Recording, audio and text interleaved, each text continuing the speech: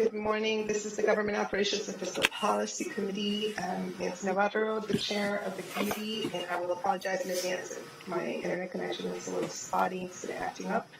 But we will get through it. This morning we have a very packed agenda. I honestly feel like this budget cycle for some reason has just been really crunched.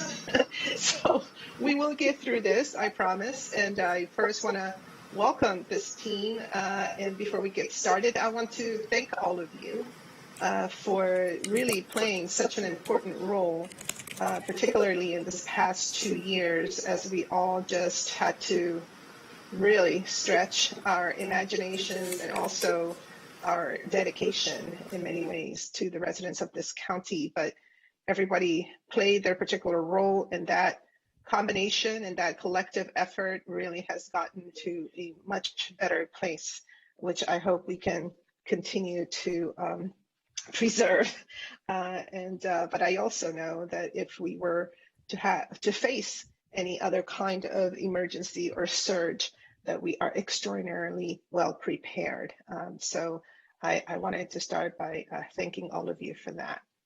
All right, so as I said, we do have a pretty packed agenda. I was going to get right into it. Our first item is Community Engagement Cluster.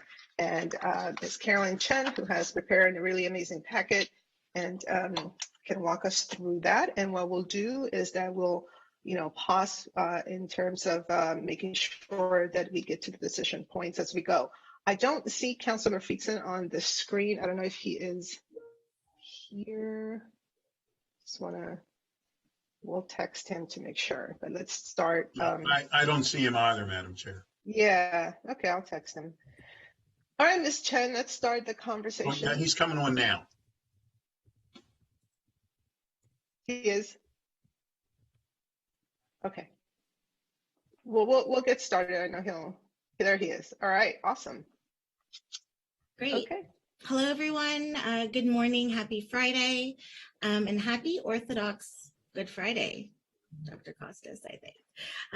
My name is Carolyn Chen, legislative analyst with the County Council. Today, we are reviewing the County Executive's fiscal year 23 recommended operating budget for the Community Engagement Cluster.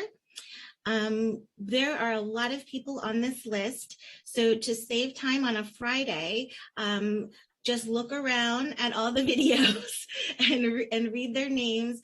Everybody is here except for Jacob Newman, the new director of the Silver Spring Region Services Center. But we all, and Raphael Murphy from OMB is not on camera, but he is also here. Oh, there he is. Okay, great.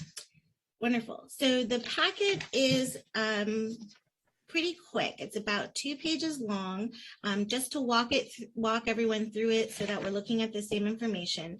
Starts with a description of CEC, which is a cluster of clusters of different organizations, agencies that were extremely crucial during the COVID-19 pandemic. The analysis of the recommended fiscal year 23 changes, in a nutshell, we are addressing needs in the community in real time, in the needs of the current year, the immediate needs of the current fiscal year.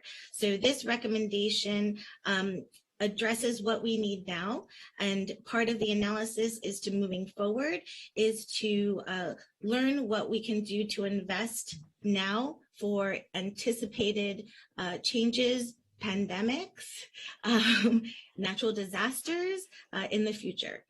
So if we want to run on page 3 on the actual budget items, and if you have any questions on the overall process, I do want to note that last July when the GO committee met, one of the results of that meeting to talk about communications was to commission an Office of Legislative Oversight report on how the county communicates with their residents.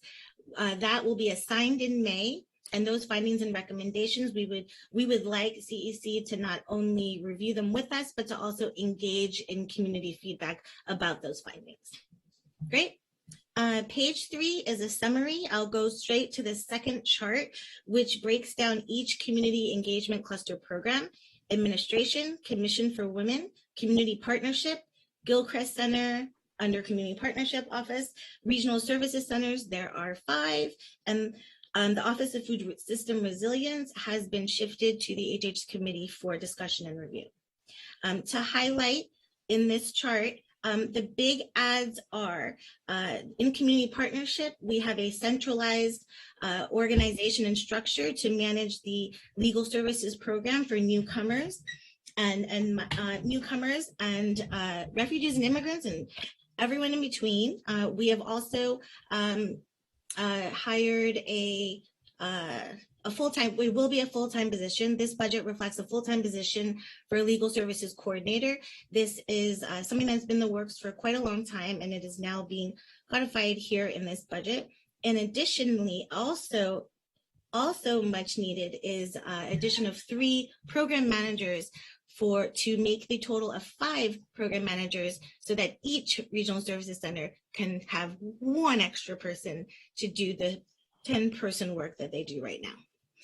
So the recommendation before you is to approve the budget for community engagement cluster as submitted by the county executive for fiscal year 23.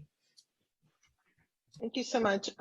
Okay, so I do have some questions just for clarification. So under the community partnership portion, so what I hear you say is that there will be a newcomer legal services coordinator. The legal services program is going to be centralized there. Is that what I'm hearing? Yes, Diane, go ahead. That is correct.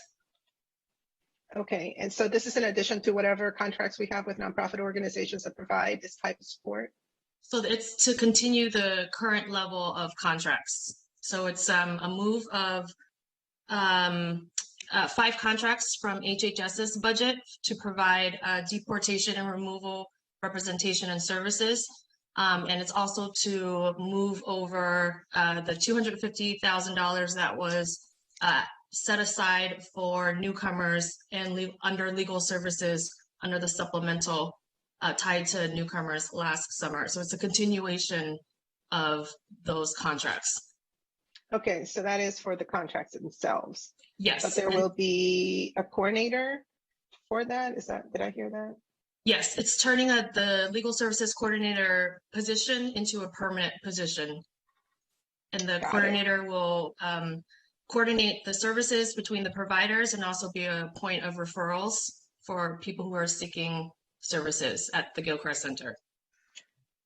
Okay, so then there is a connection between the community partnership piece and the Gilchrist Center. Yes, so right? the Gilchrist, That's yes. all together. Right, Gilchrist Center is under our office. So the legal services coordinator will be working at the Gilchrist Center to provide referral services. Okay, it's just because it was separated at the table, I was trying to figure out the connection. All right, now I also have some questions about the regional services center. So I know there was a reorganization of sorts, I think last year. Could I hear a little bit about that?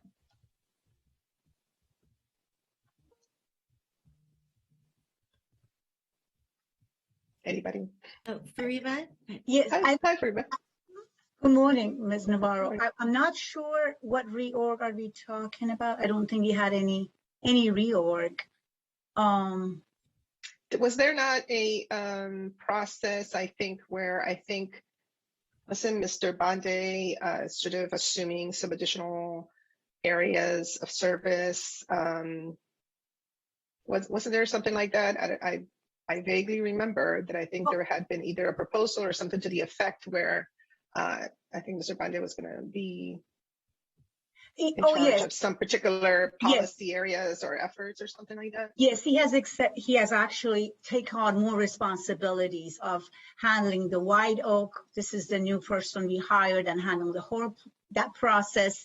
And one other thing, Juru, you want to go over 2 items that we actually transferred or yes, ma'am. One is the oversight of the White Oak planning manager to actually help advance all the development projects in the White Oak area and other regional efforts that are more tied and need to be looked at from a regional perspective.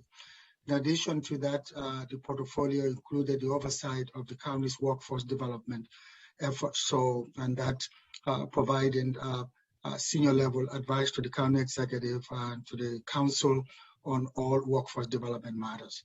So I oversee the contract and the operations in addition to my role as a regional director. And so how has the staff been strengthened in order to provide the capacity for Mr. Bande to not only do his work in the East County, which I know it's a high need area, plus all these other more broad general responsibilities?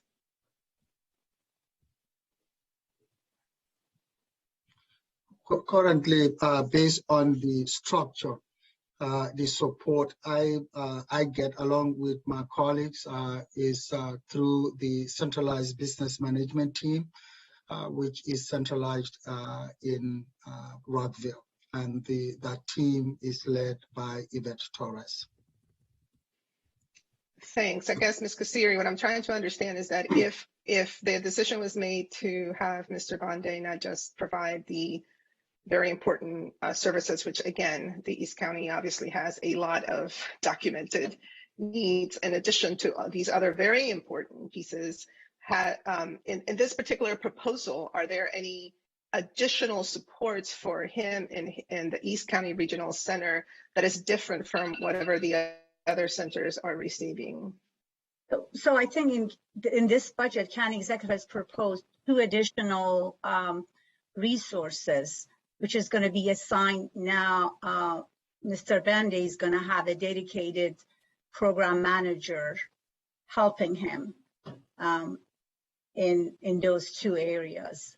In addition, I think the White Oak, the coordinator, that person, in addition to, I guess, initially what he already had access to some centralized resources in addition to that. So brand new position will be that one program manager that's going to be assigned to Mr. Bande, in addition to all other, every other regional service center now is going to have their own dedicated program manager. Okay, so he's going to have 2 dedicated program managers, where the other ones have 1? No, 1, but we have 4 dedicated centralized staff support that are, in addition to that 1 dedicated program manager, going to support the regional service centers. In addition, we do actually have some temp supports as well, which hopefully they're going to go away, just because now we're going to have a dedicated support staff for the continuity of services, retention of the knowledge. But we do have that as well available if needed. Okay, so I think for staff, I mean, I am having a hard time reconciling how we are approaching the very, vast challenges that we still are trying to address the East County. Hopefully very soon, Viva White Oak will take place. We know we're about to invest in an East County Montgomery College, campus, I hope at some point, something like that, but this is the beginning. There are documented extraordinary disparities in the East County in all policy areas. So we have that as a major area of work that is needed. In addition, we have tasked Mr. Bande, who, obviously is extraordinarily appropriate to task him with all these other very important policy areas. Yet what I'm hearing is that there has not been differentiated additional support specifically so that he can be successful, right? I mean, it's funny. It's like, that's the whole point of talking about equity, is that sometimes you are going to have particular areas, the particular policy challenges where you're going to have to invest a little bit more so that you can yield the results you want. So it's not about just putting all of these other responsibilities on his lap. It's about providing the differentiated, equitable support so that he can succeed in this endeavor. So I'm having a hard time realizing that that has not occurred. And since, again, this budget has been so quick, I didn't have a chance to really look into what would make sense. So Ms. Chen and colleagues, if you don't mind, I would like for us to not approve this piece yet, but perhaps get some more information about what would be an appropriate level of staffing support so that the East County, which again, we have said time and time again, is in such need, which, so this office can actually have the appropriate resources to succeed in these additional areas of that has been demanded now by this particular program. I'm not necessarily ready to just say that this is fine, because it doesn't. It just, I can't reconcile how that would be okay.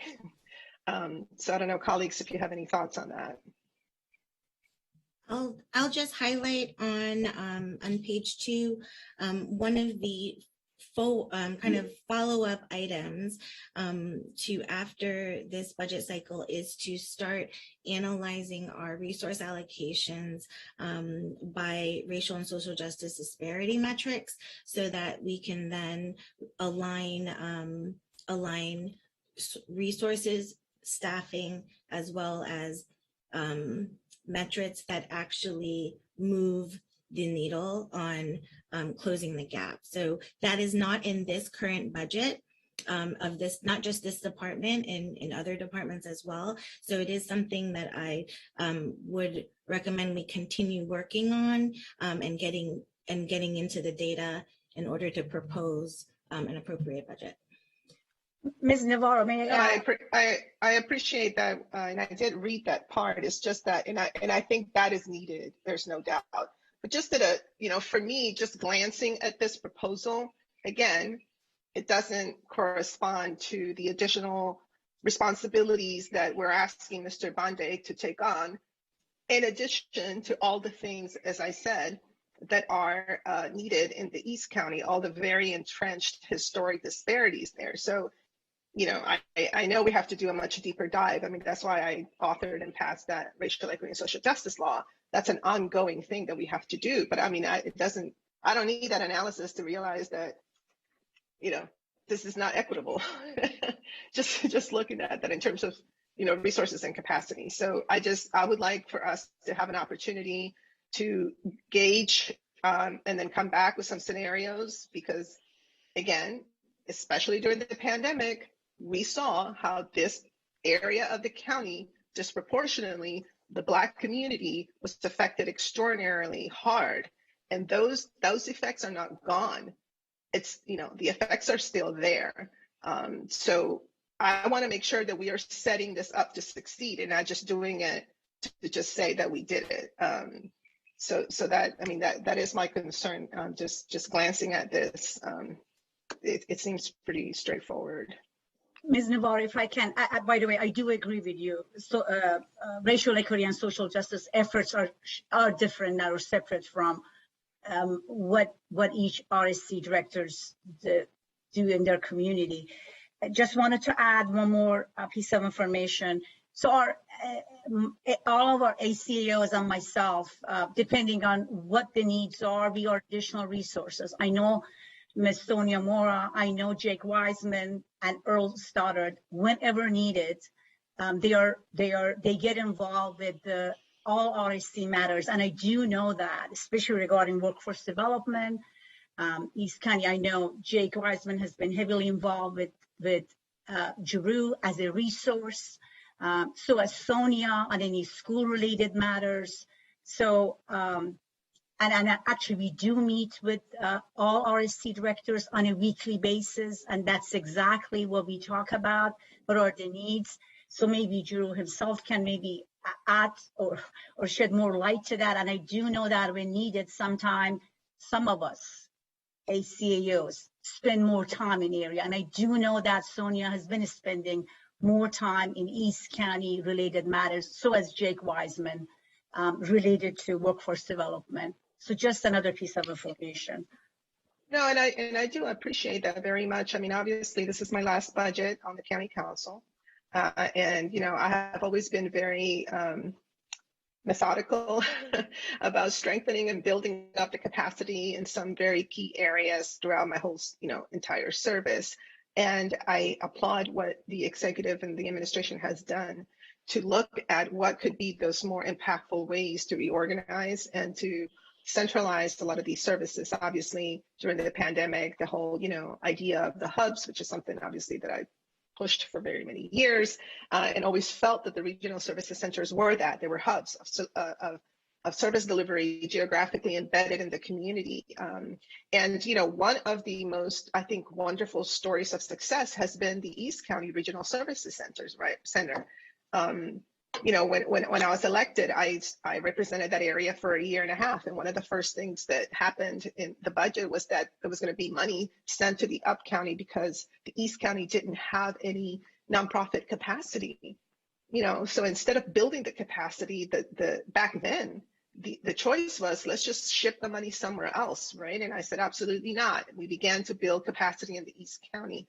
And I think Mr. Bonde, to his credit, has understood that, the role there has to be of all of the above: an organizer, vision person, organizer, somebody that executes, somebody that builds community.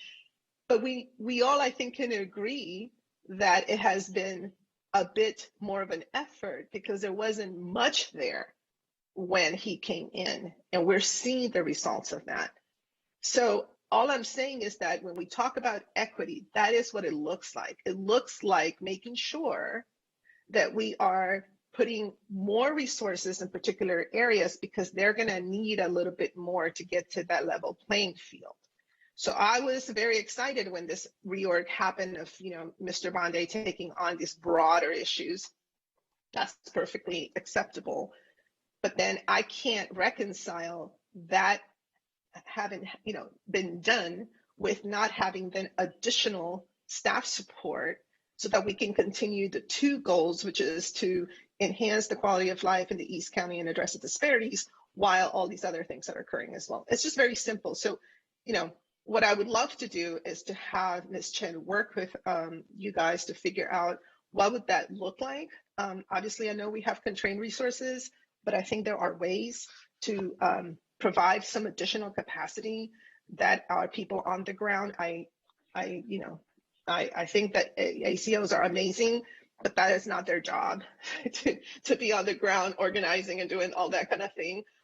So I would just, because we're not going to have time today, if we could just come back to this discrete piece, I would like to offer that to my colleagues in the committee. I don't know if there's any objection to doing that. Councilmember Friedson. Yeah, certainly no objection. I appreciate you raising these issues, and certainly you have been pushing for them for longer than I've been on the council. So I really appreciate this, and this has been an ongoing discussion that we've had and certainly have seen the dynamics of it. In addition to this, I think one of the interesting dynamics of the regional service centers, because they are so on the ground, as you noted, they're able to meet the different needs of the different communities that they serve. And each regional service center has its own nuances in terms of the type of work that it does, the type of needs that there are. Some are more urban, some are more suburban, some are more business focused, some are more community focused, some are a combination of the two, the types of business. I mean, it's just totally different. And so I think in addition to what you're talking about in the context of the budget, and although it is related, although I don't know that we're going to have enough time, I do think that we ought to have a real SWOT analysis here, on a case-by-case basis, and we shouldn't necessarily staff each of the regional service centers exactly the same.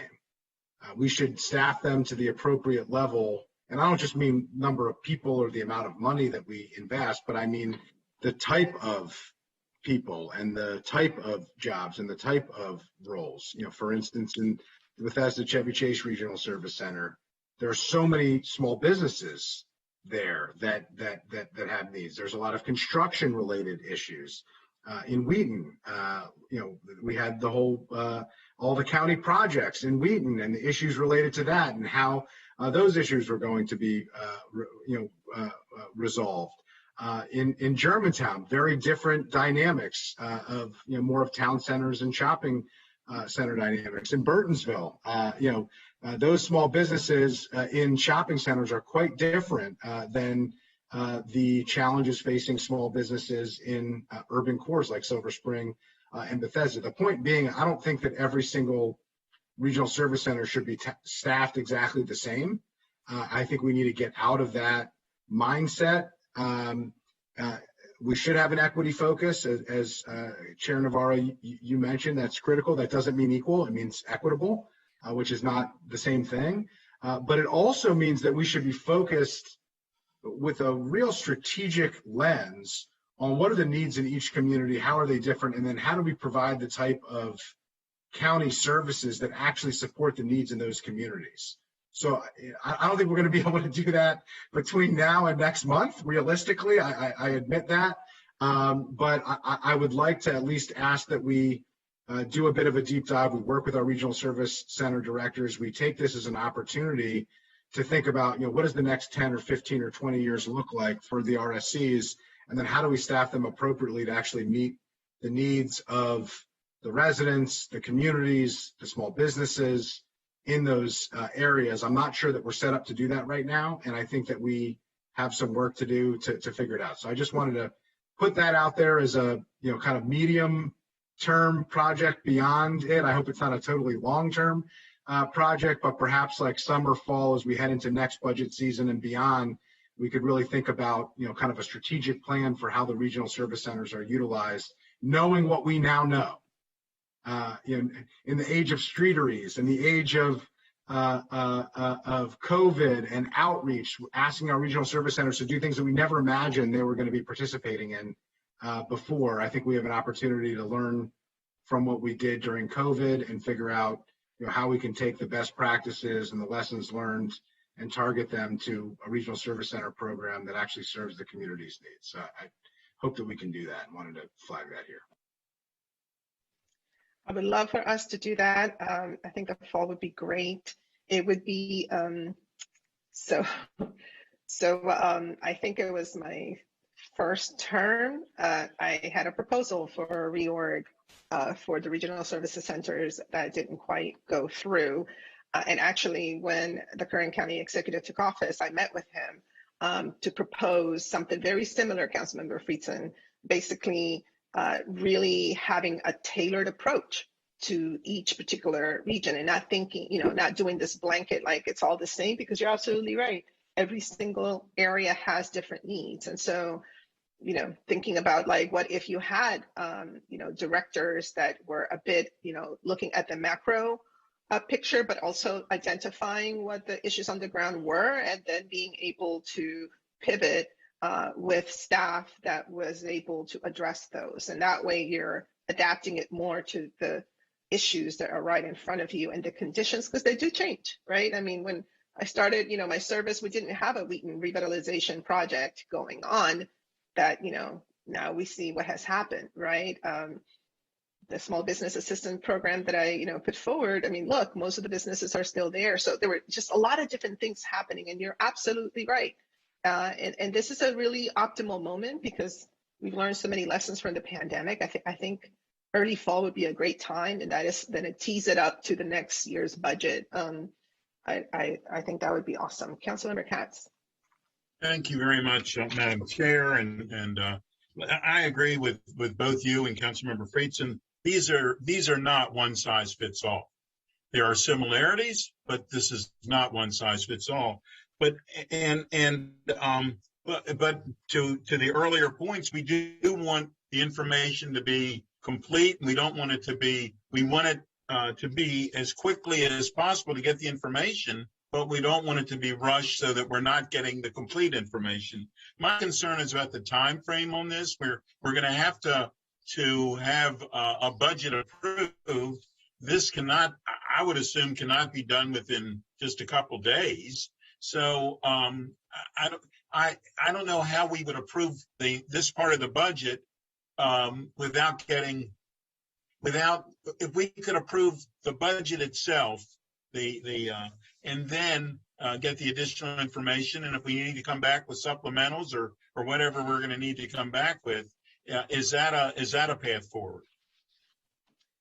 Well, I think what we usually do, which is no different, is that we can, agree on whatever it is that we agree as a committee, and this will be a distinct item that we'll just come back to very quickly in our subsequent meetings. And if we, for some reason, run out of time, we can bring it to full council, and then that will most likely have to be put on the reconciliation list. I think that's how I would approach this. I, again, have a very hard time agreeing to support something that is set up to not succeed. I mean, I feel like in that case, we shouldn't do it. We should not. And again, I can't help but just feel like this is like so, it's like it's just so bizarre to me, right? That we would look at a place like the East County and then put all this additional responsibility on the East County Regional Services Director, but not add resources to it. Now, talk about the textbook definition of like inequity, right? Something that the East County has dealt with forever. So I personally cannot go along with this particular proposal. And I don't know what it looks like, right? Does it look like another part-time position? Does it look like moving some things around so there could be some dedicated support? Whatever that looks like, I just don't think it's right for us to adopt a budget where all the regional services, centers receive the same exact amount of resources and capacity, except one of them, oh, by the way, the East County one, turns out the service director has a lot more responsibilities that are more macro. It just doesn't click for me. So yeah. I'm certainly in agreement with that. I do also believe that it's beyond the equity side. It's a formula for failure. If you have somebody do too much, they're not going to be able to do it, and then it serves no one. And so that's not certainly anything that any of us want to do. My concern is the time frame. That's my concern. Yeah. We'll work it out. We'll work out with Ms. Chen. And like I said, maybe it's probably, we've done this in the past, a real quick, when we're dealing with some other budgets that are coming up, we can just have that discrete item. Here are some scenarios, and then we can proceed accordingly. We should be okay. The only other question I had very quickly was with the Mid-County Regional Services Centers. I know we had some testimony last night by Dan Thompson around the Wheaton Arts Parade and the notion that he has been kind of doing this in his own time, but now there's concern that this has become a staple of the Wheaton community and because of the arts designation, arts and entertainment district and all of that. But he's concerned about how things are going to move forward. And I really don't know exactly where that would fit, but I was just wondering if Ms. Cardona had any thoughts about how to address this so that we don't lose this real momentum that I know the community now has embraced, and it's so aligned with building up this whole notion of the arts and entertainment district. Yes, Councilor Navarro. Good morning.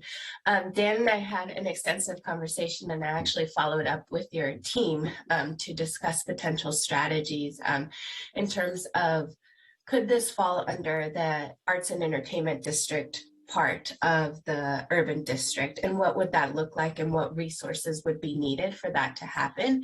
And so what we are doing with Dan is working together to determine, continue to support him this year, but this year also start a strategy of what do we need to do and what do we need to put in place for this to continue on, whether that is bringing that in or potentially building up the board that they already have and more sponsorship support than what they already have as well. So really exploring all those avenues, and I was talking with your team about it as well to see what strategies they potentially had for what can this look like. So I don't have an answer yet as to what will it happen, but that we are working on and definitely focused on that for this next year is one of my top priorities. Okay, thank you. Obviously, since I'm not going to be here, I am very eager to make sure that this gets handled appropriately because I think it has really served as a glue for the Wheaton community. And I think it's sort of the first step towards beginning to truly realize an arts and entertainment district, but we have to get it right. And I know folks have given up their time very generously. So it would be awesome to do that. But we'll think of strategies. I know my team and I have had some conversations, but we'll work on strategies and see what we can get done. All right, any other questions for my colleagues regarding this particular piece? Seeing none, so let's see, Ms. Chen. So I think I guess the motion would be to adopt the county executive's recommendation with the exception of the regional services centers, which we will come back to very quickly. We'll work on timing and making sure all of that works out so that we don't fall behind in any way. But just want to figure out the discrete issue of the East County Regional Services Center. Is that okay with my colleagues? Any objection to that? Hearing none, that's what we will do. Thank you so much, everyone.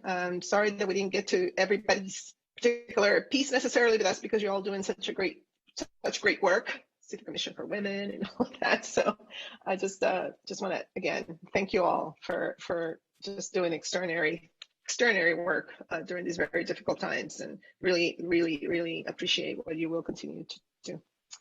All right, so we're going to move on to Public Information Office.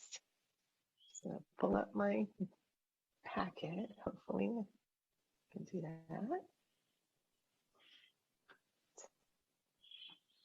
All right, so let's see. Okay, here we go. All right, Dr. Torregas, walk us through this particular item. Oh no, this is Ms. Chen still. Well, it's a tag team. Ms. Chen and Dr. Torregas together.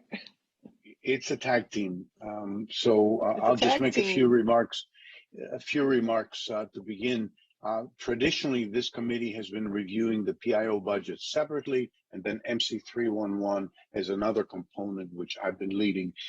This year, Ms. Chen and I decided to consolidate forces and to look at really a comprehensive way in which information is handled for the county and for the county executive and the county council. So you will hear a joint vision and a joint analysis from the two of us, and I'm going to cede the microphone to my friend Carolyn Chen to start us off on the PIO side. And if there are questions about 301, especially the technology aspects, I'll be happy to jump in. Thank you so much, everyone. Again, in the interest of time, I hope everyone, the millions of people watching, can read everyone's name on the video instead of the introduction, but we've got PIO and MC311 here, and also our new program manager, Alice Leach. Just want to introduce you as well. Today's discussion on PIO and MC311 is a joint discussion and budget notes and recommendation. It actually follows suit from CEC. So if you guys remember just a minute ago that we talked about CEC responding to staffing or operational needs that are immediate for the current year, and that we do a good job with that, but we do not plan for 10 or 15 years. PIO and MC311, we actually address budget and operational costs after the actual need has happened. So what happens is we have a surge, or we have let's say a pandemic crisis, and there's no time to figure out the actual staffing needs. And so what we have before you is a recommended budget that addresses the needs after the fact. So the discussion today is about a couple of things. One, want to highlight the new Radio America contract that is going to have a direct channel to the Spanish-speaking audience through radio, a different channel, different model than we've used in the past. In addition, we are looking at 2 additional PIO. It's not really additional PIO officers in the PIO office. It is a restoration of 2 positions that were transferred to different departments due to need in the past. And finally, with MC311, the discussion is on term positions, 6 term positions, which are temporary, but 3 years. Oh, wait, Barry's going to say, don't say temporary. 6 term positions, and that term is 3 years. And the discussion to bring up is what our needs are after the fact, and whether we should continue on our strategy of term or temporary or contractual calls versus building in sustainable need at full-time positions.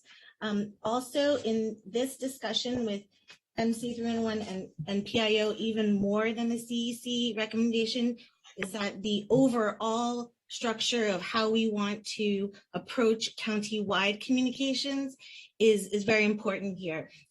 Dr. Costas actually just sent out an article, and I think we'll include that in our follow-up on the White House's statement on how they're modernizing their communications. And it is going away that some people would like and some people wouldn't like. So with that, the recommendation before you is a little confusing, but the discussion item for us today is sustainability of our current investment in the MC311 call center on how we want to staff that particular function.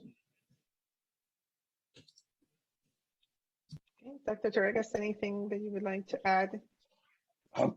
No, except that in the next discussion you will have about the county executive's office, we'll talk a little bit more about the customer service initiative, a CSI that Ms.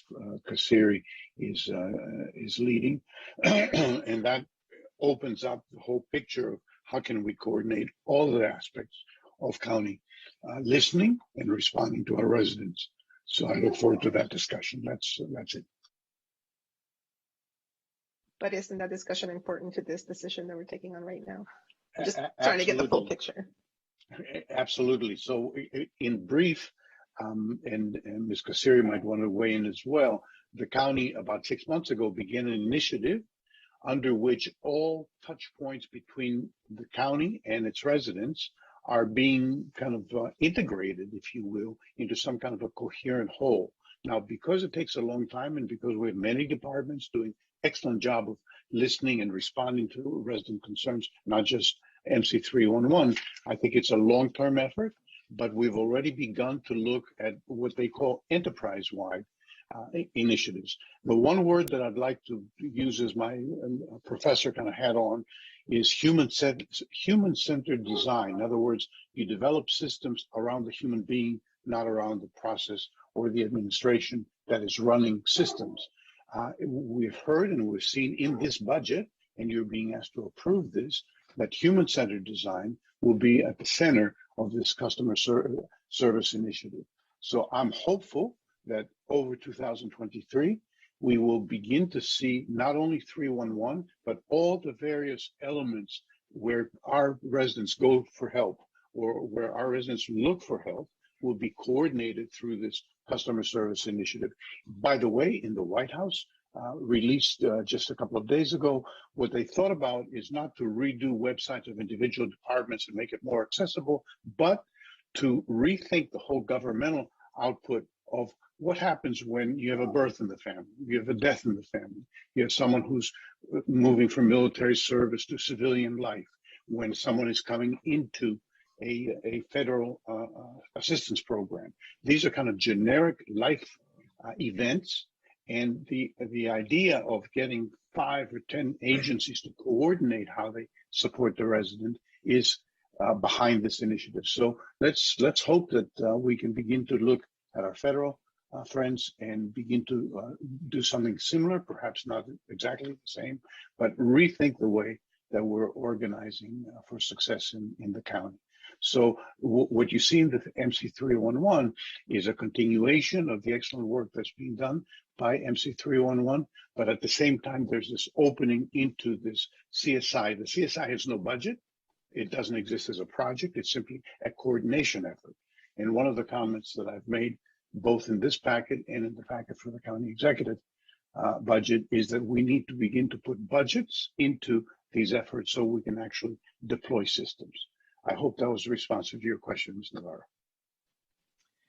Yeah, it was. And I mean, I am so pleased to hear this, given obviously the very stressful and frustrating moments that we all lived collectively as we were beginning to address this, huge crises. And I think it was clear, and that piece about human-centered design is so important because to me, it was very clear that we had a lot of capacity. For some reason, though, it took a while for it to just kind of begin to flow in the way that it needed to flow. and one of the pieces that I know was of great concern to me was that we had a lot of sort of mainstream ways of communicating with our residents, but then those who, were the most vulnerable, as indicated by, what we tracked in terms of data with the zip codes, were not necessarily getting the information the way that they needed to receive it. And a lot of that had to do with the fact that the communication ecosystem has changed so much, right? That you do have entire communities that actually, maybe there's like some kind of like community influencer that has a WhatsApp group, or perhaps there is, a digital sort of news type of, Facebook page where everybody, and so how do we as government then really truly begin to understand and collaborate with those types of, sort of organic yet human-centered communication outlets, so that our residents are able to receive the information? I think it was interesting. We did hear a testimony from a gentleman from the Ethiopian community that said, that he began to kind of do this organically because I think it was like a tornado warning and nobody knew. And he began to post it on Facebook, and all of a sudden, like, everybody understood within the Ethiopian community what was happening. They were not getting it from us. And so I think this is definitely a very important piece that has to be addressed like immediately. I know we've been so overwhelmed. Everybody has, and everybody has been incredible in how to navigate this puzzle. But hopefully now we can begin to take a step back and maybe, do what you just described. Mr. Hudson, any thoughts on that? Thank you. And I guess this will be our last budget sitting before you as the chair. So thank you for your time and service. And it's always a privilege to talk with you in this committee. The short answer to your question is yes, there is a lot of, I'll call it volatility in how you communicate in the world. And I think Carolyn used the number 15. I think it's a really good number. And I like that number because if you think about a 30-year-old who may be living in an apartment in downtown Silver Spring, 15 years from now, that individual would be 45, probably, hopefully living in a home somewhere in Montgomery County with children in the school system or a child in the school system, voting and all the things that come along with that, along that 15-year continuum. But during that time period, that person started out on their phone. That person is not flipping a paper, going through it, looking for stories. They're receiving information on demand. They're watching things on demand. So one of the things that we are looking at, and actually just yesterday as a collective had a conversation around building the communications strategy for the future. With the mindset that there are 30-year-olds who will be 45 soon. And what do we look like to communicate with them and engage them more in the process? So absolutely, one of the things that we need and that we'll be doing, and I think this budget recommendation speaks to it, is starting to build the pieces of the puzzle, but also sustaining what we put into place during the pandemic. Because there were some very good systems, as you indicated, put into place during the pandemic that we could very easily just kind of go back to where we were and forget about. But we also dedicated a lot of resources throughout the government and moved some pieces around to make sure that we could support these things. And so I think this budget begins to address in the short term some of the things we needed to put in place to do that. So on the 301 side, it's more staffing to make sure that we sustain that levels. On the PIO side, it's a couple more people to allow us to do more on the social media side, more on video production, more on things to support the departments that need additional help to get the word out, but more specifically to get it out to the diverse communities that we were able to connect with in a pandemic, but that we need to stay in touch with since we won their trust over the last 2 years, we need to take advantage of the time that we've spent. So that was a longer than a short answer, but the answer to your question is I agree 100%. Thank you. I know that in the past we did have conversations about how I believe in each department, pretty much there are positions that are there to do outreach or, PIOs. Is that still the case? I wouldn't say most departments. They're in a good number of departments, particularly those that are very front facing. HHS, police, obviously, fire, and a few of those. What has happened since the pandemic is that we lost some folks, as Carolyn indicated. We lost some positions, but there is a greater demand for that support in a centralized manner to make sure that we do a couple things. One, we have a little more consistency across the enterprise, and that we start, I'll call it, coordinating a little bit better the messaging that's taken place. Social media kind of grew over the last 10 years very organically in the government. Departments said, okay, we need to have a website, and we not only need to have a website, we need to have Facebook, and now we need to have Twitter. And those things are beginning to grow, but the coordination of those efforts because is essential. In addition to they're touching different people. The interest, almost kind of like demand television. People watch what they watch, and people pay attention to what they pay attention to on social media. So those are tentacles into the community that allow us to get other messaging out. So we needed to have that kind of coordination. So one of the things that we are looking at is the model of how do we deploy folks going forward.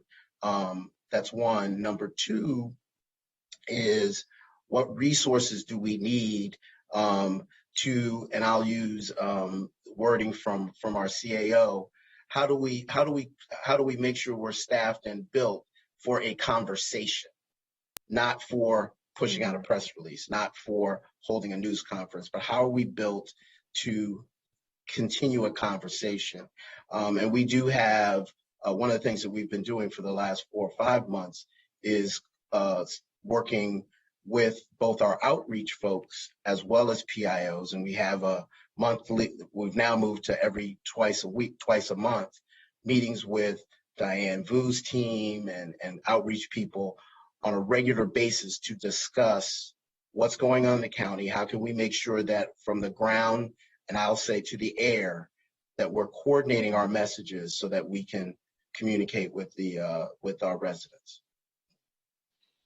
Thank you for that. I think that is so important, especially that last piece, because it's not just communication for communication's sake. I think that engagement, outreach, engagement, communication is like this constant, cycle that is so critical. And thinking about these sort of innovative ways, thinking laterally, I think it's kind of like so critical right now because everything has been deconstructed, in my opinion. It's kind of like the task has become even more difficult because it's like, right. How does that, building all of this for this moment and beyond, how does that look like? And it's so tough when you've been doing it a certain way for a very long time. Yes. But it sounds like you guys are definitely, thinking about this very carefully.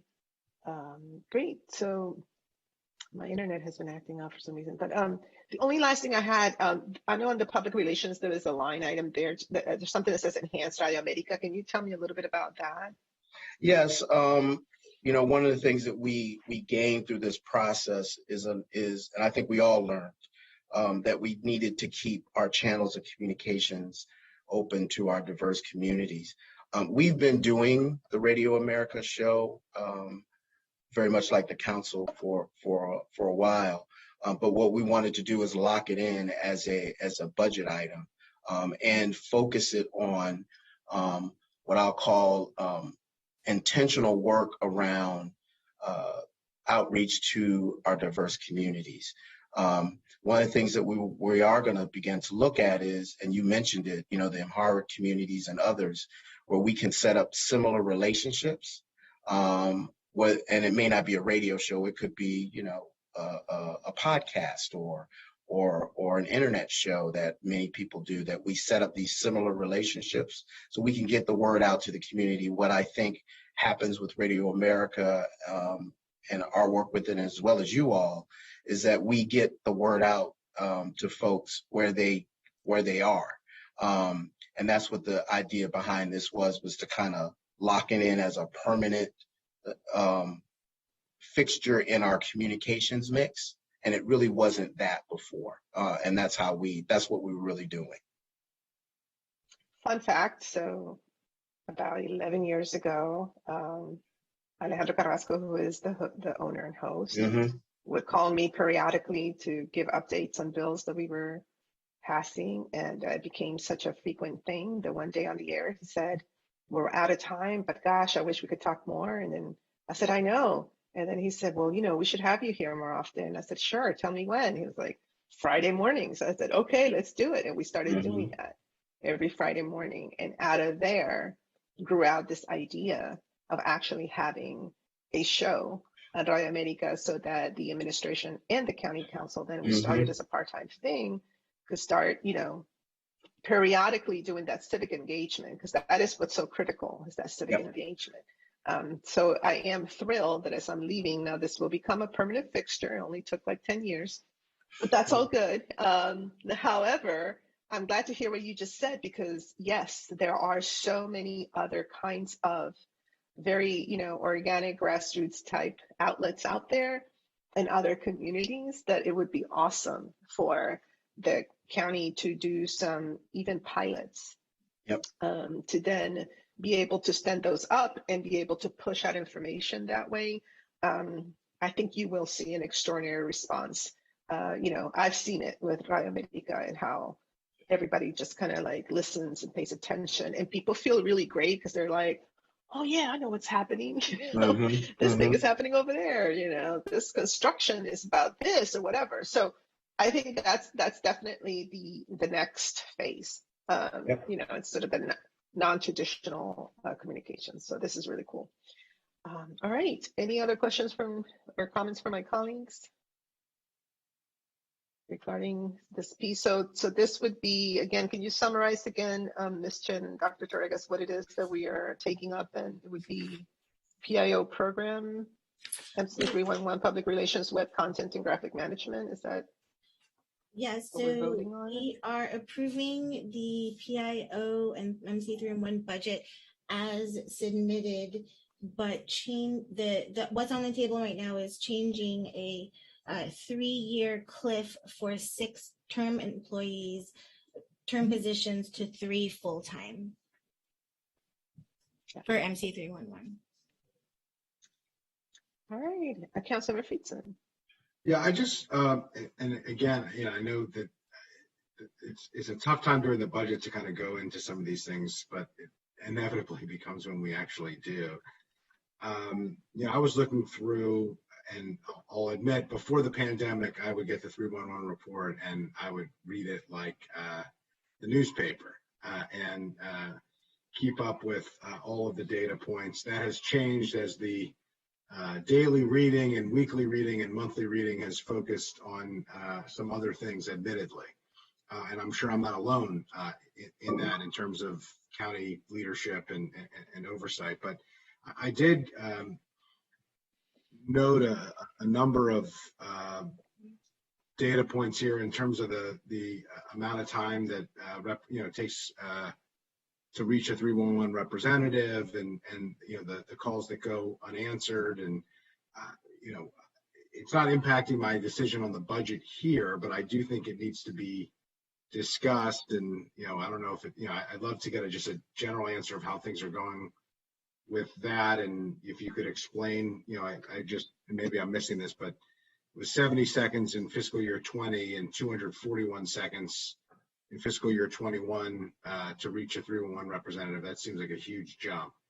And it was 15.05 percent for calls that went unanswered in 21 versus 6.15% in 20. So I think it's related to this. If you could just explain that, and if we need to have a deep dive to talk more specifically about this after the budget, that's okay too.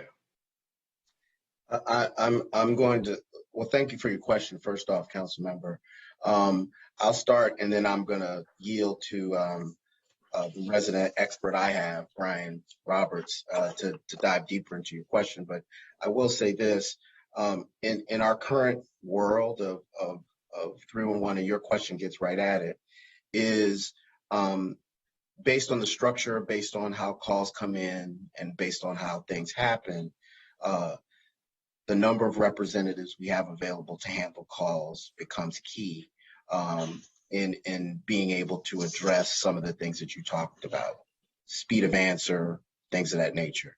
The budget that we recommended with the 6 temporaries, although maybe a little less than we need, what we were trying to accomplish is a couple things. One, some more permanent people, which is why we had the 3-year term in. The second is the number, because probably on average, we're budgeted right now at 41 CSRs, and on any given day, we probably have 35 to 36 available. And those lower numbers are what impacts speed of answer and things of that nature. The more individuals we have to kind of fill that gap on the bench, or to have that gap for people who may be sick, out on vacation or whatever, the better we will be able to keep our numbers in meeting our service expectations. So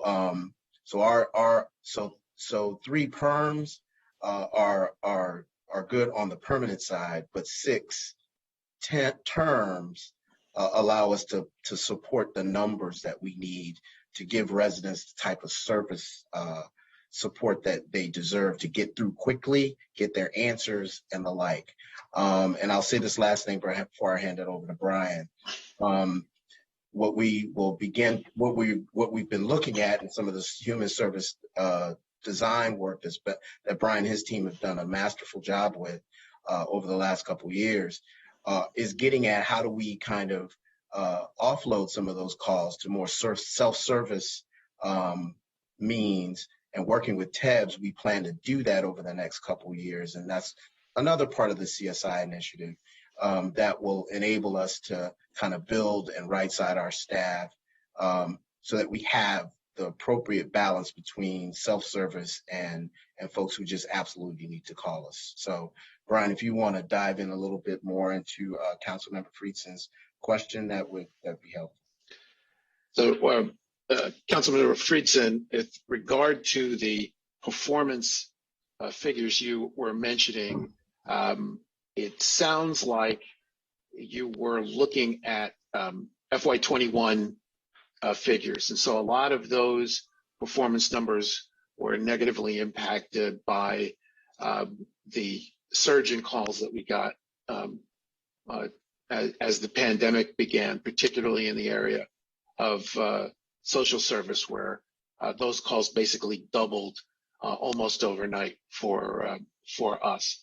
But since the beginning of calendar year 21, we've had additional staff. We've made changes to our training program, and most significantly, as Barry just mentioned a minute ago, we've done a lot of work with service redesign with several key departments in areas such as permitting services, trash and recycling, and the Office of Eligibility within HHS. And what we've been able to do is make significant improvements in our performance. So our abandoned call rate is currently under 2% and has been under 5% for the past 8 or 9 months. Our average speed to answer, essentially the amount of time it takes for a customer to wait for a call, is down to about 20 seconds. It had been much higher, as you noted, but it has been below 40 seconds for most of the last year and a half. And I'm happiest to say that the customer satisfaction rate, first, before I get to that, the amount of time a call takes has been reduced. It had been over 5 minutes and now is about 4.5 minutes. And that has taken the cooperation of a lot of people, both at 311 and also in several different departments, in order to reduce the complexity of the calls, to reduce the complexity of the knowledge base articles, to reduce the number of knowledge base articles. We used to have 3,600. Now we have 3,000. 3,000 is still too many, but it's a lot less than 3,600. So there's been a tremendous amount of effort in trying to streamline and simplify the process and make it a clearer, less confusing for the customer, and for the customer to get the information they're looking for as quickly as possible. And all of that has resulted in an improvement in our customer satisfaction rating to 90%. No one at 311 can remember us reaching that level before. And that's a reflection both on the job we've done at 311, but also the job that's been done in the departments to really look at customer service from the customer's perspective and streamline it from that standpoint. So that has helped us improve our performance quite a bit.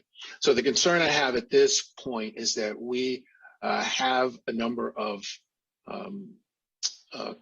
contractors on board, 11 to be exact, and in a few months we will no longer have the ability to pay them. That will be done, and so we will be down that number of people. So we were working with the Office of Management and Budget to get 6 term positions to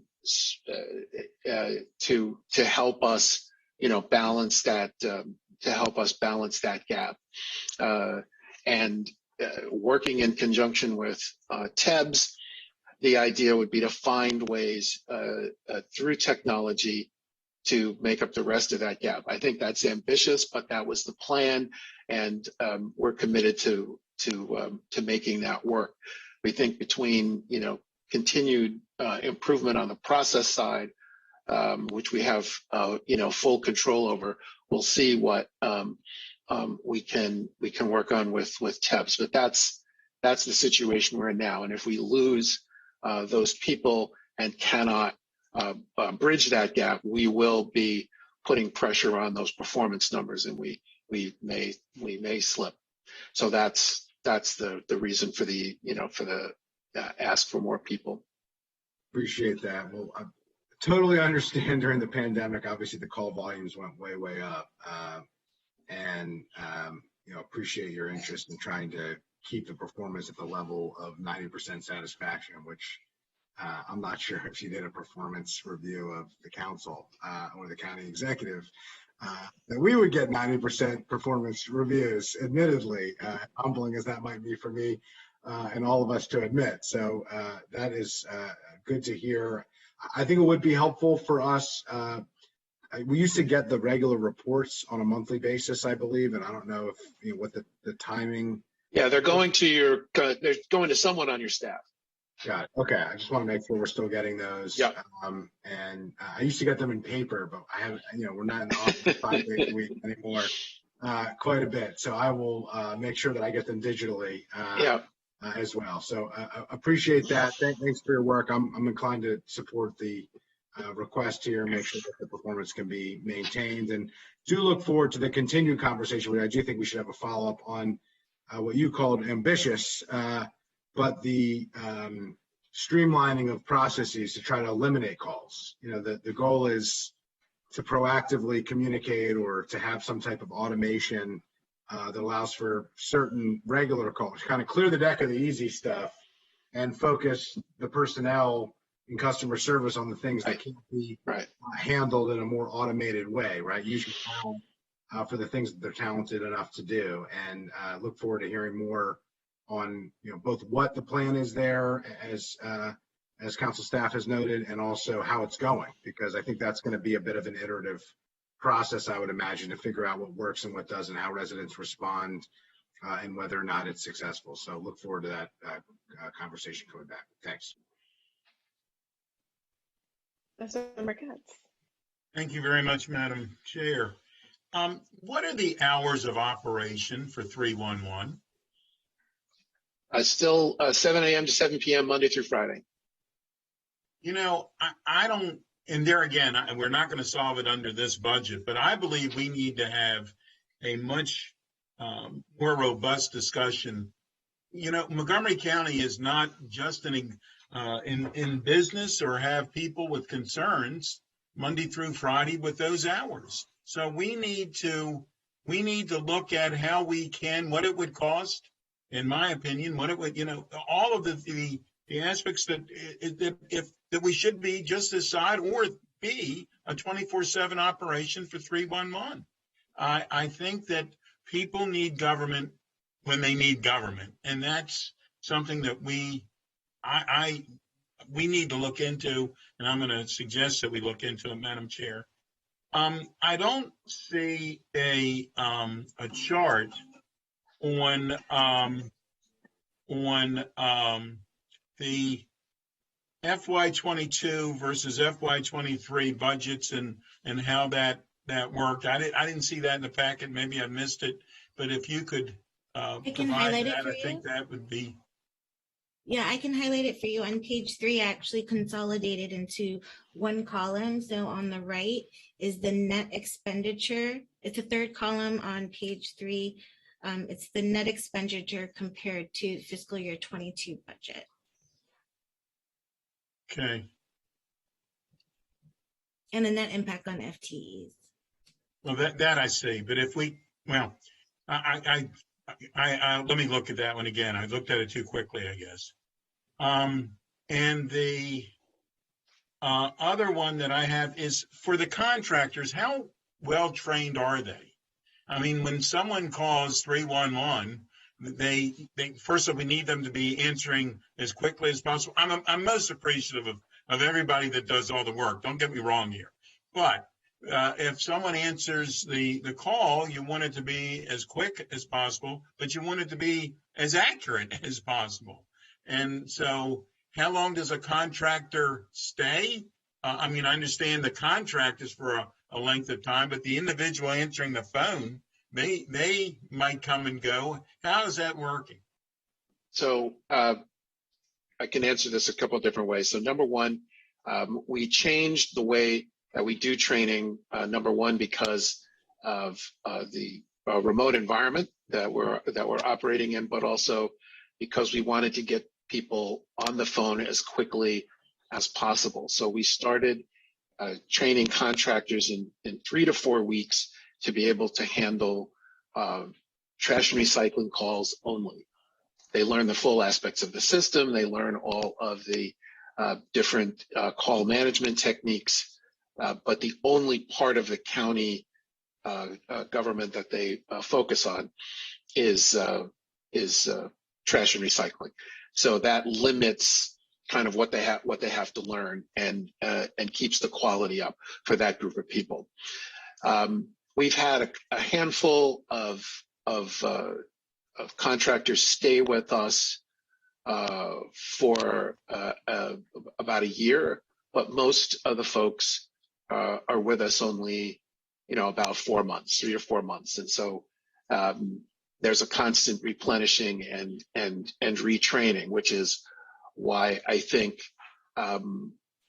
we were moving, OMB agreed to move to a term position of 3 years rather than, a contract, basically an office temp kind of situation, which just doesn't meet our needs because it takes about a year to really learn everything you need to learn to be a competent customer service representative at 311. So ultimately, what we all need to agree on is what are the number of permanent positions that we can have. We've been understaffed in a general way since 2017. We used to have a $500,000 contract with 4 contractors. We had 10 or that gave us a buffer of 10 or 12 people, which we lost in 2018. So we've been trying to play catch up ever since. So that's for future debates, this discussion, we've got to figure out and agree on what that number is. We think it's a little higher than what we have right now. And we're getting away with it in large part because we have those 11 contractors right now. If I can just add, if you don't mind, Councilmember, I just want to add one piece to what Brian said. I think, and he was ending on it, that it's really important, and you've probably heard and read or experienced the challenges it is to keep and to get people in this market. So the idea of going to term employees does 2 things for us. One, it gives us, we make an offer to a person and they could at least bank on it for a couple, 3 years, which is far better than the temporary situation. Number 2, it doesn't bake us into into a staff number.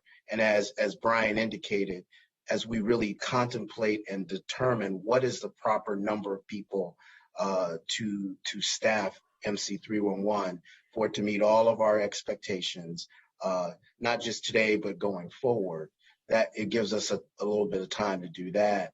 And I think 3, it also gives us the opportunity to move and adjust to this new world that's on the horizon too, because we're talking technology changes and a few other things with TEBS and through the human center design work that Brian and the team are engaged in. I think we'll see some other things that'll be different. So I think it's a perfect place for us to be, where it gives us flexibility to add or reduce because we're not baked in. So. Okay. And I appreciate it. And one of the questions to me is how the contractors are able to get somebody and we're having difficulty getting somebody. So I think we do need to have those deeper discussions, and we could put on a list about the expanded hours as well. I think that's something we should consider. And with that, I will turn it back to you, Madam Chair. Thank you. Thank you so much. As you guys were having that conversation, I was reminded of this possibility of, for example, if what you're looking for are folks that could stay with us like 3 years, and getting to know. I know it's a complex county government, et cetera, but I think it would be cool to try to find if there's a way to establish an initiative or a partnership with Montgomery College. A lot of the students in Montgomery College are adult, folks who also need to work. But they're county residents. They are very well versed. You have extraordinary, linguistic and cultural proficiency capacity. I think it would be amazing. Many of them, I'm sure, would love to be able to have, a job like this. So I just offer that as a possibility, given that we always also talk about the need to have bilingual and also culturally proficient folks to deal with our very diverse community. So just throwing that out there as an idea, I think it would be awesome to establish a partnership with them. Okay. All right. Anything else, colleagues or staff, that we need to do?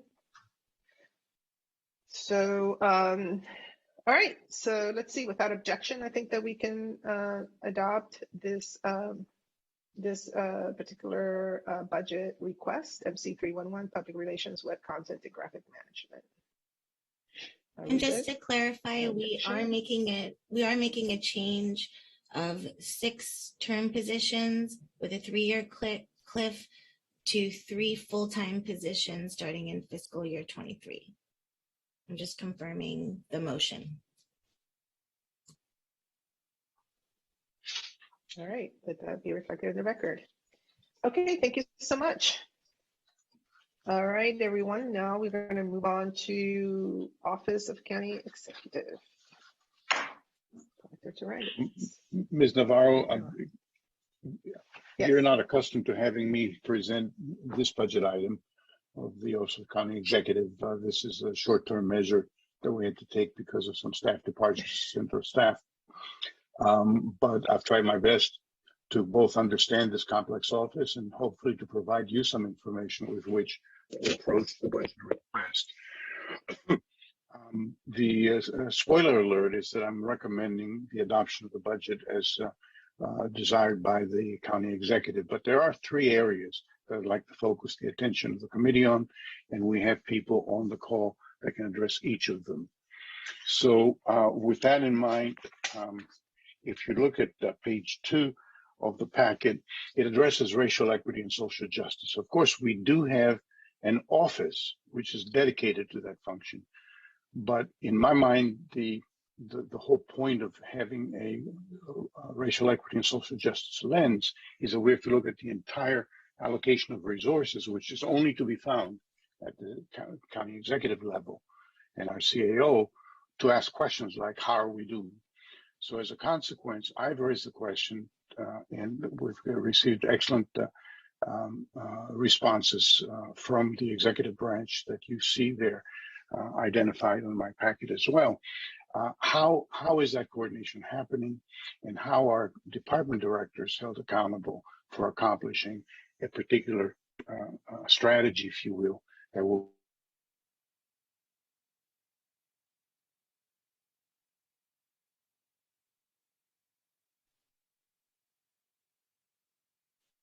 Did we lose Dr. Torres, or is it my on my end? My internet has been acting up, so I can't tell. He is frozen. Oh, he is frozen. Okay. Let's see if we can get him back. Dr. Torres. I think he was referring to policy questions. Yeah. Yep. I can pinch it while there we go. Yeah, no idea what happened.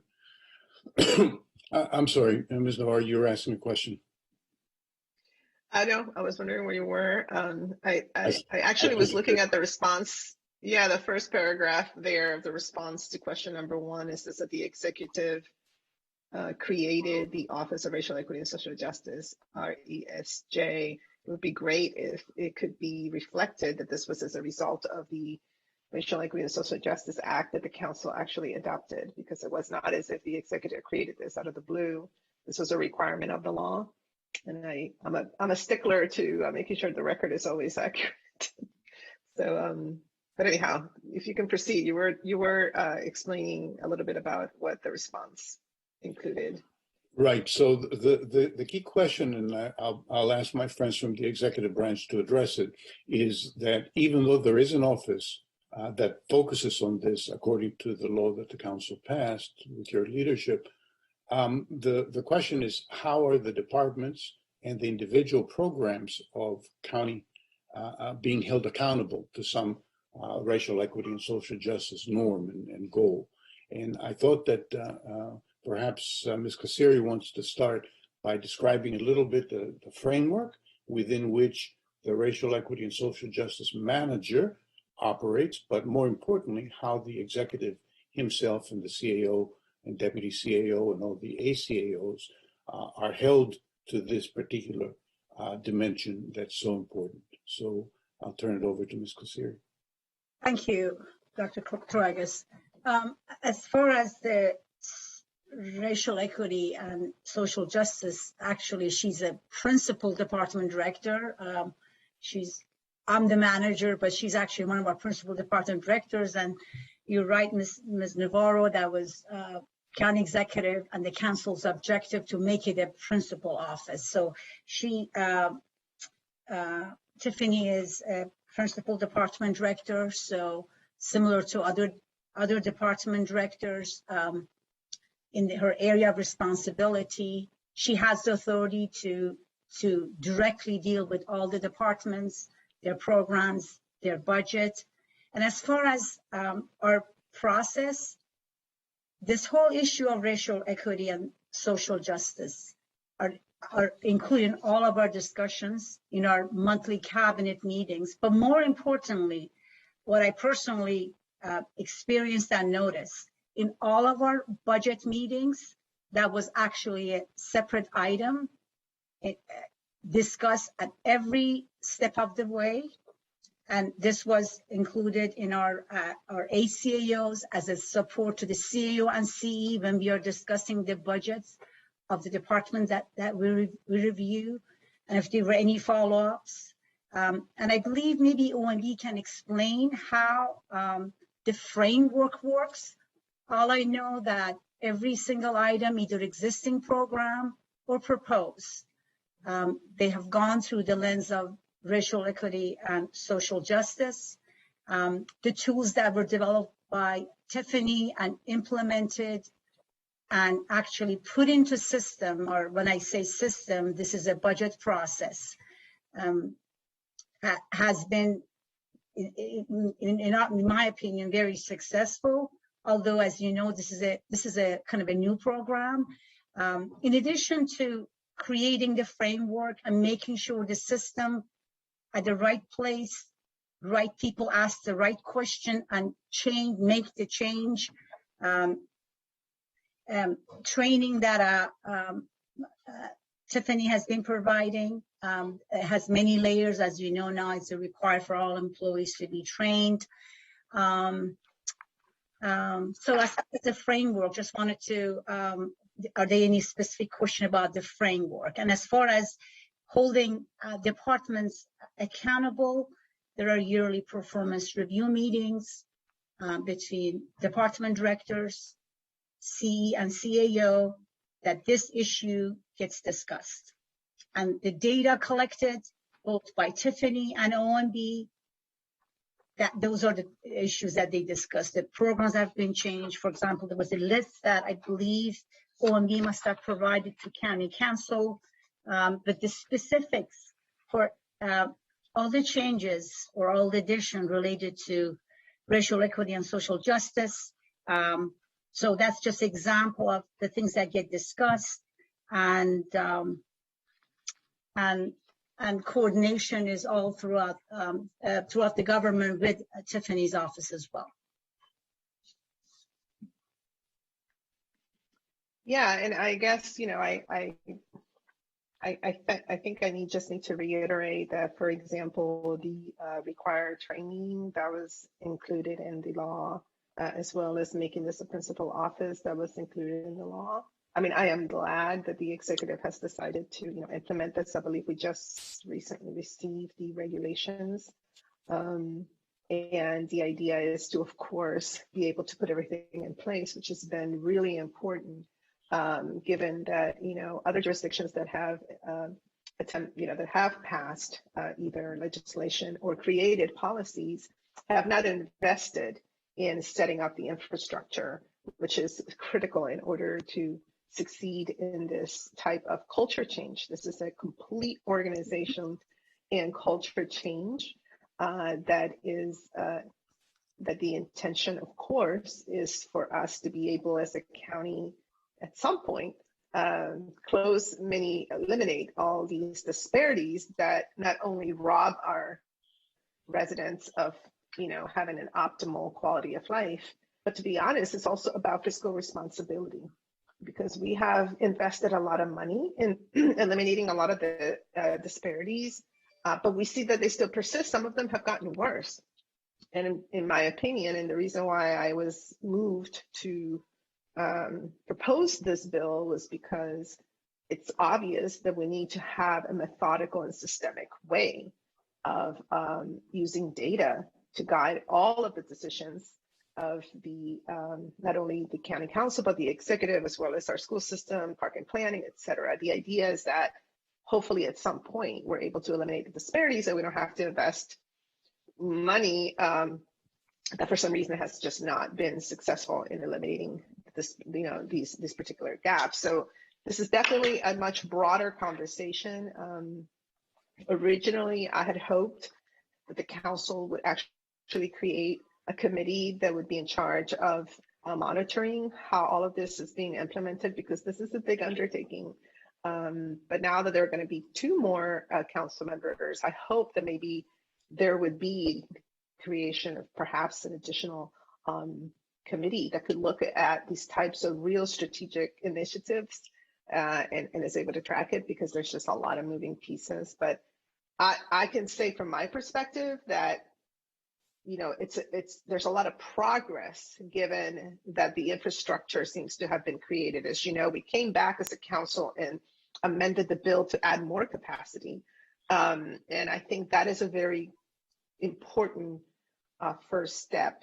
But going forward is going to be critical to track how this is all embedded in the everyday operation of the administration, and also in how the county council takes that data and makes decisions.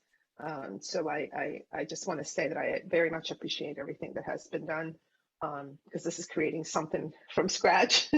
No real manual out there, to be honest. And I think folks have really done a great job.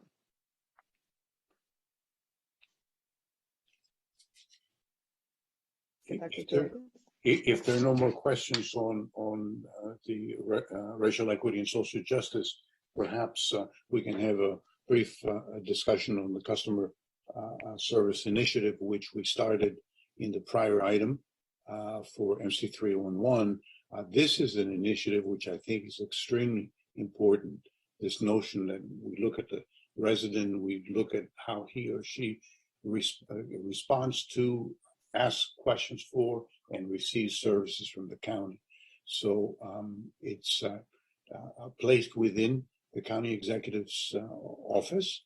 Ms. Kasiri is chairing a small group, and I'd like to ask her to talk a little bit about that. And currently, they're doing initiatives which are helping individual agencies improve their processes.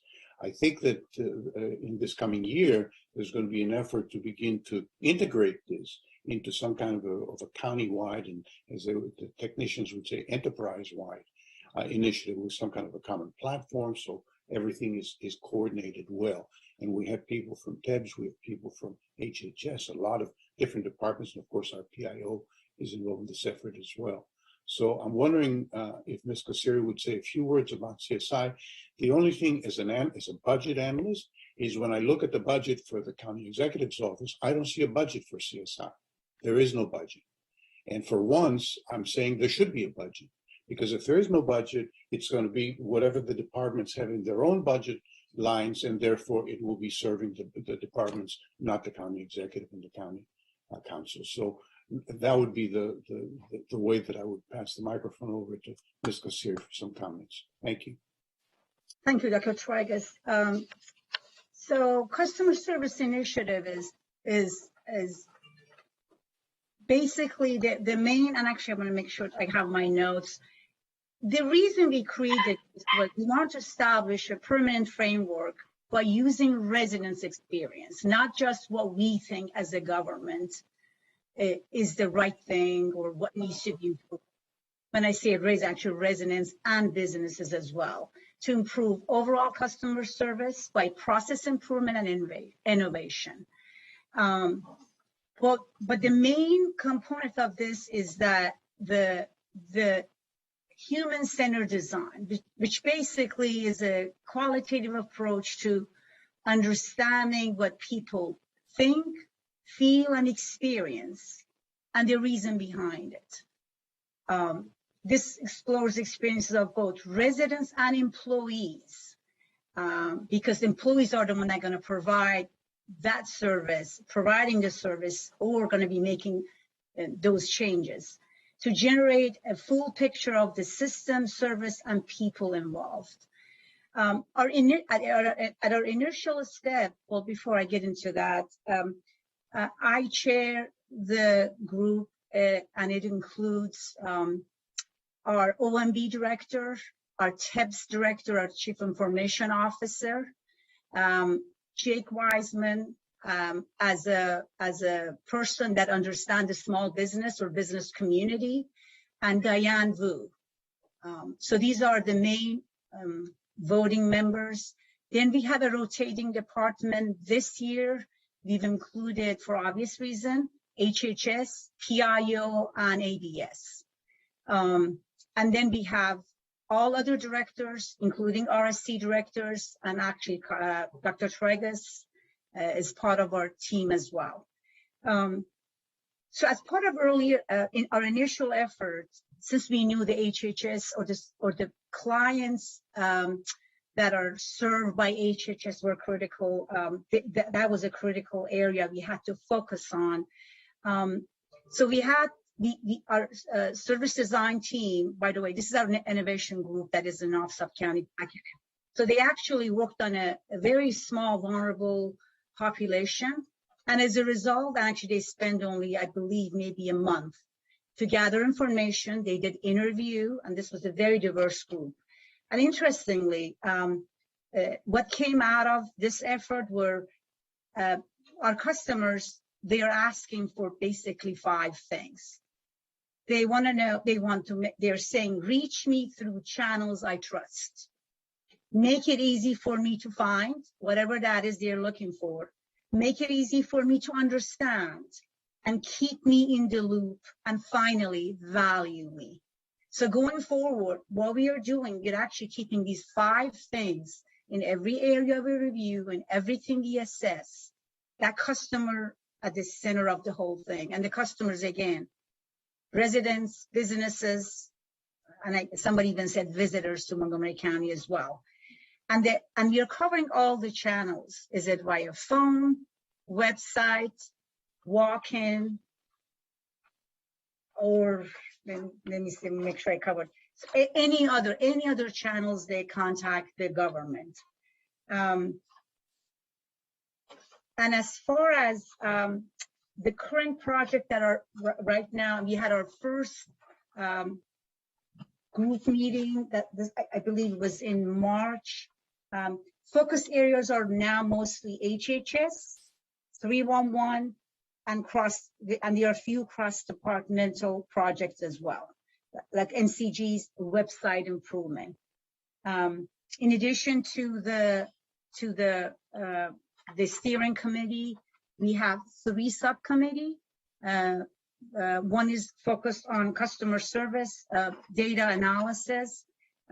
Innovation group is focused on human-centered design. And then the third group is the IT technology. And when I say technology, it is not the first answer, never going to be technology. First, we can understand the customer's need, and then we're going to understand what needs to be lined up to meet that need. And if it is technology is going to get updated. Victoria Lewis from TEBS, she actually is a TEBS employee, has been kind of our coordinator because we want someone to be able to coordinate at all the meetings.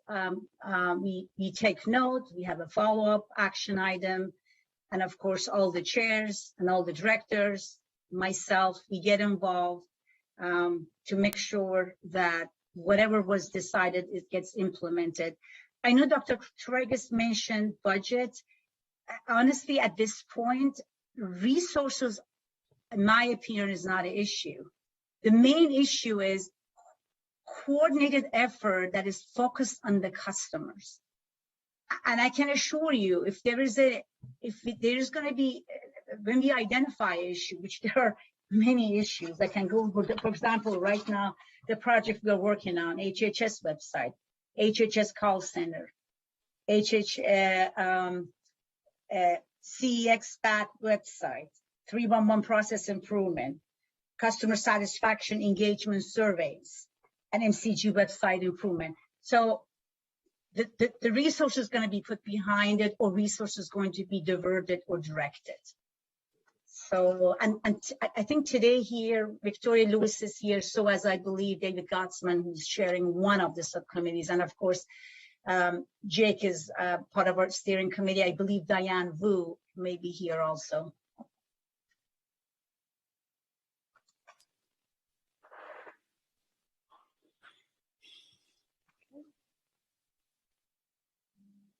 Councilmember Peterson. Yeah, thank you. Well, I appreciate it. I kind of understand what you're saying, that this isn't really an initiative in terms of like an office. It's more of a strategy for how you're going to address these issues. You know, I think that the level of skepticism and concern that you hear is, we've heard a lot of this. I mean, I got to be honest. Originally, in the beginning of the term, it was the Six Sigma approach. And we were going to have this huge Six Sigma approach, and it was going to lead to zero-based budgeting, and it was going to be part of a 2-year budget plan. And we were going to see a dramatic reorganization and restructuring of county government based on the best practices in the private sector. And everybody bought in to that, and everybody was interested in seeing what this process was going to lead to. And up to this point, quite frankly, it hasn't led to much. And there's been a lot of stops and starts, and there have been a number of small reorganizations, and they seem to change before they even get implemented. So for instance, we're going to talk about the business advancement team next. The business advancement team has taken like 3 or 4 different turns in terms of how that was going to settle. And it's still not totally clear exactly how it interfaces with the regional service centers and how it interfaces with the county executive's office, and exactly how it works. I have a couple questions on that we'll get to. My only point is, I think if you're hearing concern from council staff and perhaps from council members, I think it's related to we've heard this story before, and I'm sure colleagues will tell me, since they've been here longer than I have, that you don't know the half of it because you've only been here for not even 4 years yet. So, I think that's the challenge. I've heard of human-centered design. I'm fairly at least vaguely familiar with it. It's really kind of more of a cultural style of organizational change than it is, a fundamental program that's being put into place. I don't have any real issue with the idea of human-centered design, but I think there's a healthy level of skepticism here to see this isn't really about a name of an initiative. It's really about, what is the culture that you're creating in county government? What are the outcomes that you're looking to achieve, and how are you going to execute to get those outcomes? And how do you know whether or not you're successful? What are the metrics that you're putting in place to do it? Maybe that's the process that you're undertaking now. It's just, it is a bit of a challenge and a bit of a frustration for me. I don't want to speak for colleagues, but we seem to have a new big idea almost every year of how this is going to happen. And it's hard to buy into a new strategy every year for what this big reorganization and restructuring is going to look like. And we just had a conversation related to the budget. And as far as I can tell, the reorganization and restructuring has been abandoned, more or less. It's just, I don't know if we didn't like the outcome, so we moved on, or we thought the times had changed, so we changed the approach. But I would think that when you reorganize and restructure government, that you focus on the services, and you focus on the residents and the businesses and the visitors and all the folks that county government comes in contact with, and you make that the center of the decisions that you make. And you do it by bringing the workforce in as part of it. So it seems to me that this should be a continuation of what we've been doing before, but we haven't quite seen any results, frankly, from the 3 years of conversations related to the reorganization and restructuring. So I got to say, I appreciate the work. I appreciate the emphasis. I don't disagree with anything that you've said, but there's no budget item here to approve or not. But I have a healthy dose of skepticism, because I feel like we've seen this coming attraction before, and we've yet to be provided a ticket to see the movie. And I think we got to get to a point where we stop doing the coming attractions and the previews, and we start actually having a movie to watch together. And it's not clear to me that we're moving in that direction. We will do the result next year, Mr. Friedson. I hope I get a ticket to come and watch the movie next year. I will agree with what my colleague has just described, and I understand that this is definitely a new approach.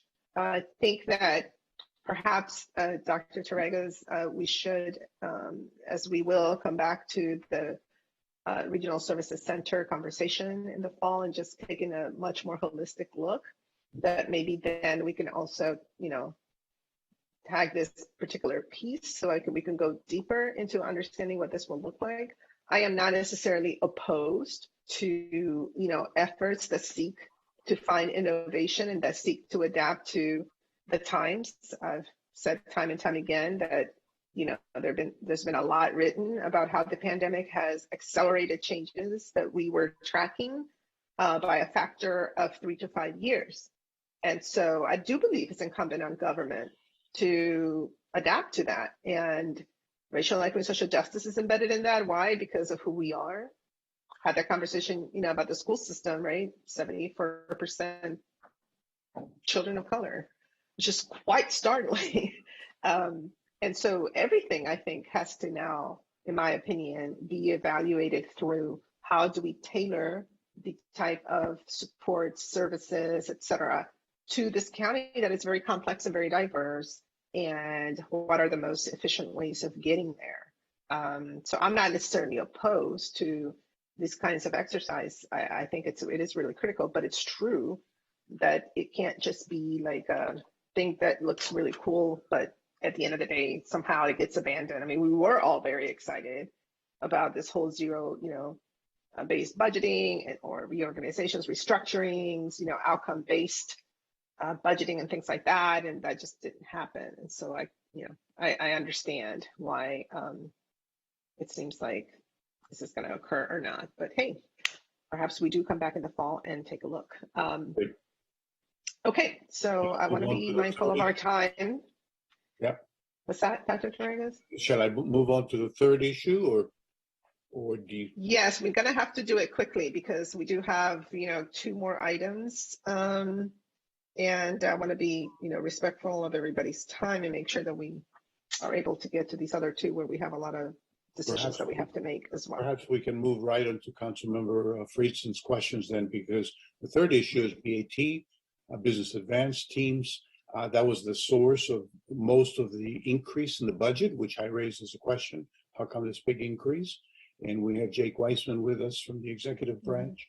But I know that Councilmember Friedson had some questions. So yeah, I might suggest in the interest of time that it's the same line of questioning. It's just a different aspect here. This has gone through a lot of iterations, and I think there still isn't total clarity of how this is moving forward and who's on first and who's responsible for what, and what each of the positions, including the vacant position, is going to do. So I might just ditto my previous questions, comments, and concerns. And I appreciate Ms. Costello and Mr. Weissman. We've been working very closely together. The collaboration has improved, and I think that's a real positive. So I just wanted to note that. But I think there's also work to be done to flesh out exactly how this is going to work. So perhaps we can add that to a busy fall list of follow-ups for this committee. And then I'll just yield to you, Dr. Torregas and Mr. Weissman and the team to go through what is necessary, but I'll hold back on the rest of my questions for the more deep dive moving forward. great. So I only have a very few comments on page 4 of my memo. You'll see that I asked for a clarification as to what are the programs that are receiving this big increase. And then on page, circle 7, on page 7, I'm sorry, you'll see a list of the positions. And I want to thank very much Thomas Tippett for being so thorough in his response to my questions. You'll see a detail of the positions themselves. So you have both the function and the positions described. You also, on pages 5 and 6, have a real clear definition of who on the second floor reports to whom and how functions are done and how decisions are made. It's the first time that I have seen such a really clear chart, even though the second floor is always extremely complex. So I think given the description of the positions, the description of the functions, and the organizational chart on pages 5 and 6, I think you have what you need to address this question. And perhaps Mr. Weissman has some quick comments to make, and we're done. Okay, thank you. I'll be quick. I'm looking forward to continuing to work with you on this. We're excited to see what we continue to do to advance the assistance to our business community, but appreciate the time. Okay. I did have some, I guess, just a little bit of, somebody can just talk briefly about the funding to address historical disparities in the Black business community and to provide training and resources to the Montgomery County business community. Just trying to figure out how that fits with our like economic development approach and things like that. Why is this under this particular budget piece? So yeah, just curious about the fit and what this means. Sure. And Thomas, I don't know if you want to touch on kind of how this fits, and I can get into the details or whatever works best for you.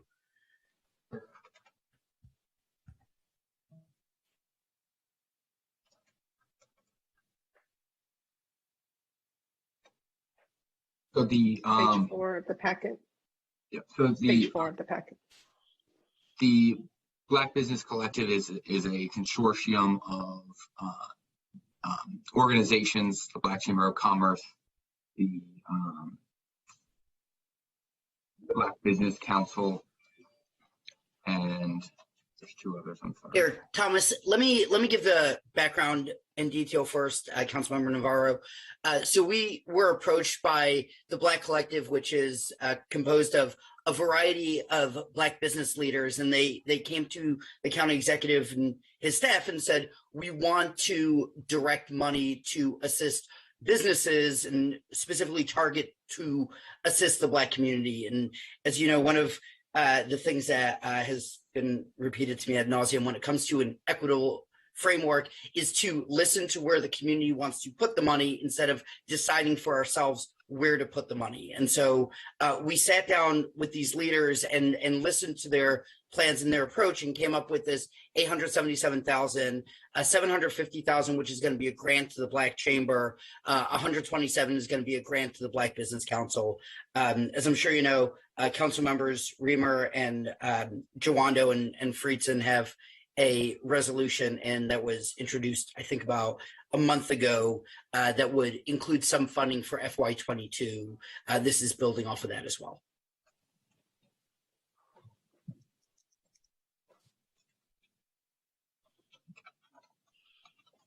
All right. Dr. Councilmember Friedson.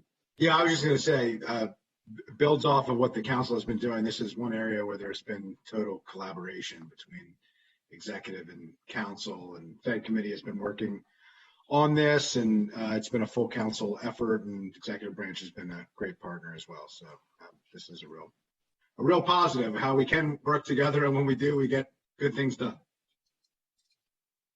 Awesome. Okay. Any other questions or comments from my colleagues?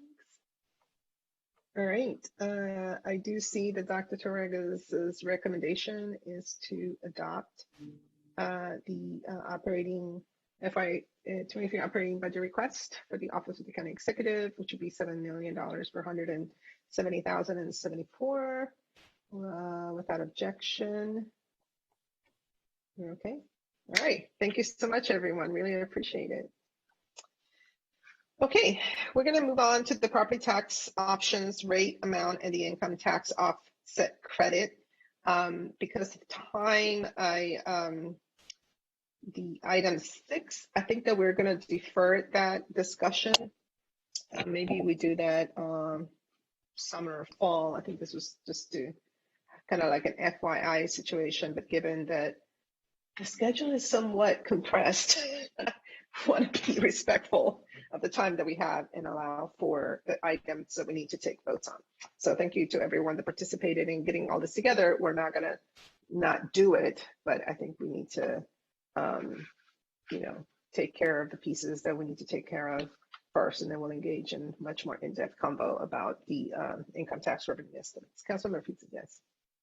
Yeah, I appreciate that and think that it makes sense. I just request that we try to do it earlier than some of the others because we're making a lot of fiscal policy decisions. And I do think that this conversation and the volatility of some of these sources and the assumptions will have a big impact on that. And I think will be a really important foundation. So I really appreciated that you requested this and that we were going to do this. I don't think it's necessary for us to approve the budget, but I do think it's going to be a critical foundation for us to really dig into those fiscal policy decisions that we talked about earlier this week. And so if it can be more like summer than fall, I think that would be helpful if possible. So I just wanted to note that. Yeah, no, that's perfect. I think when we get back from budget recess, that probably would be a really good time to begin this because there are so many different pieces that we have to address. So wonderful. All right. Welcome, Ms. Feldman. Mr. Smith, if you can please walk us through our decision points here. Very good. And real quick, related to item 6 and income taxes, I'll work with the GEO committee. June is always busy, but also just to Mr. Friesen's point, the council approves the revenues in June based on the budget decisions. And so I think that timing also works really well for the income tax review. But certainly it'll be dependent on the committee schedule. So I'm going to turn to item number 5 for anyone watching at home, also for all those that are here, which is related to the property tax weighted rate as well as the income tax offset credit. We spent a lot of time in the committee today in the weeds, looking at very detailed programs and service delivery. We're now going to step back and look at more of the macro and how we fund a lot of those services and programs that are critical to meeting our residents' needs. So today we'll look at the weighted rate as well as the income tax offset credit. These are kind of the two main decision points before the council for property tax rates as we consider the budget and the revenues for fiscal 23. As noted in the packet, the council will ultimately approve the income tax offset credit rate when it approves the budget and that resolution, and it will also approve the weighted average rate when it approves the tax levy resolution at the end of May for the whole budget. So the committee's recommendations will go before the council later this in May, but that's when the decisions are ultimately made. And for the sake of time, I'll just go ahead and jump quickly into both the decision points that are before the the committee today.